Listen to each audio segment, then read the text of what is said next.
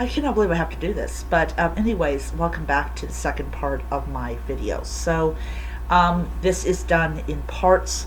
Um, Basically, you know, so yeah, so I'm gonna have a different one for my TikTok. So I won't be uploading this video onto TikTok today. Maybe tomorrow, but not today. So the second part of the video is talking about several of his most notable myths. And so I'm redoing this video because I made some mistakes that I named the wrong hero, and I just like, no, I just need to redo this. So anyways, so there are several myths concerning Dionysus and his nature. So one of them is that he was born from Zeus's thigh, and this is because Hera, who was jealous of Selene, persuaded her to have Zeus swear on the river Styx that he would show his divine form, and or that he would basically do whatever that she wanted or something like that. And so she asked it, and he did it, and she died, and he saved his son. Which shows, really how powerful Zeus actually is. So one of the stories that comes out is that he had to dress up as a girl. Now, for people that are kind of confused about this, I will say this very clearly, okay? It is not an indication that Dionysus thought himself as a girl. This was done for his protection. Now, LGBT Hellenists, especially transgender Hellenists, they latch onto this particular myth. And hey, that's just what Dionysus is. Dionysus blurs the lines. Even when he had to blur the line between gender to keep himself alive. There is nothing wrong with Dionysus dressing up as a girl. For people that don't like that stuff, too bad. That is what Dionysus had to do in order to survive. So you have, like I said, LGBT Hellenists who definitely give Dionysus a lot of love, and that is totally cool. So another myth that he's connected with is his aiding of the gods when they were battling the giants. Now, in the Percy Jackson series, you have Kronos and his titans, and then in the Hero of Olympus, you have Gaia and the giants. And I cannot pronounce what it's called, but Dionysus aided the gods in their battle against the giants.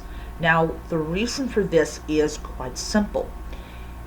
Every Olympian or every god or goddess who aided the Olympians had an anti-version of themselves, or I call it anti-version of themselves.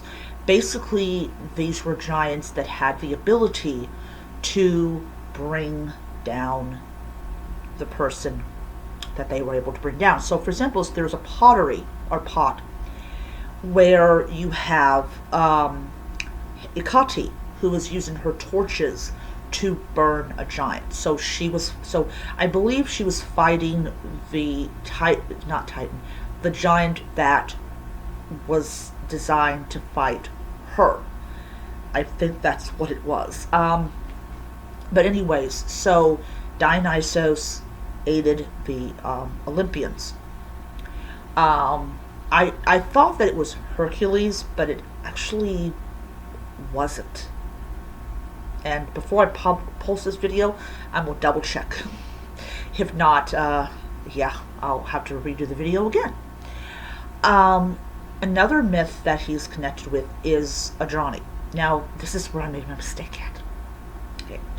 So Theseus, that's the hero, or, or asshole, depending on Theseus. Went to Crete to kill the Minotaur. Well, there was a girl called Adrani. I hope I'm pronouncing her name right. And she goes and she offers to help him slay the Minotaur. And what does Theseus do in thank you for what he was able to accomplish with her help? He leaves her on a freaking island. Like, with no food. I don't think with food.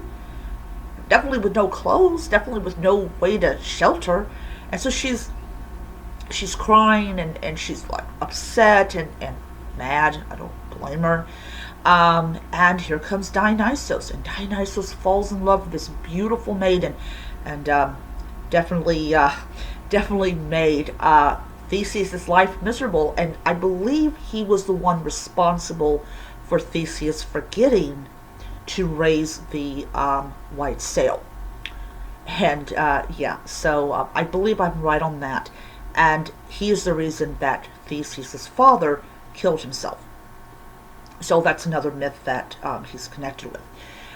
Even in the Percy Jackson series that is mentioned, he mentions about how Mr. D, or Dionysus, is missing his wife and cannot wait to get back to her.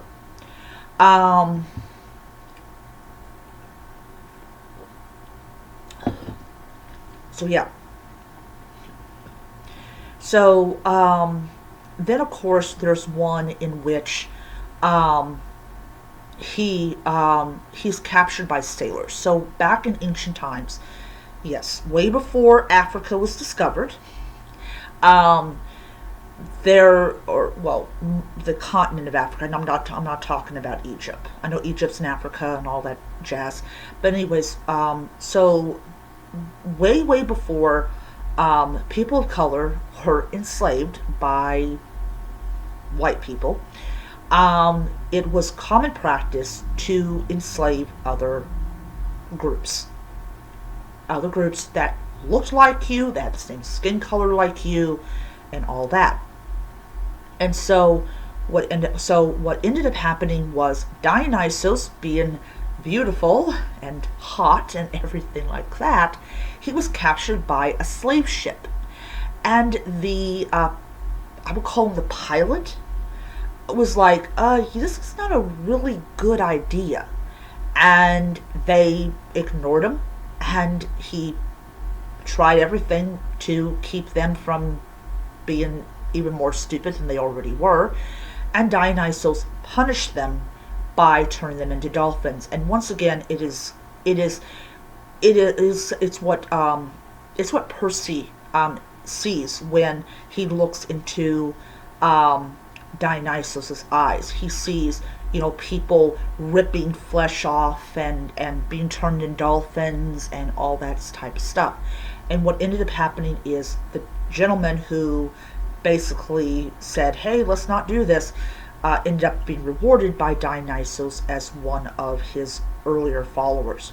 So there are a lot of mythologies around Dionysus, and it really helps you to understand who he is as a deity and as an Olympian. So I'm going to end it here, and I hope I can get this edited. See you guys around.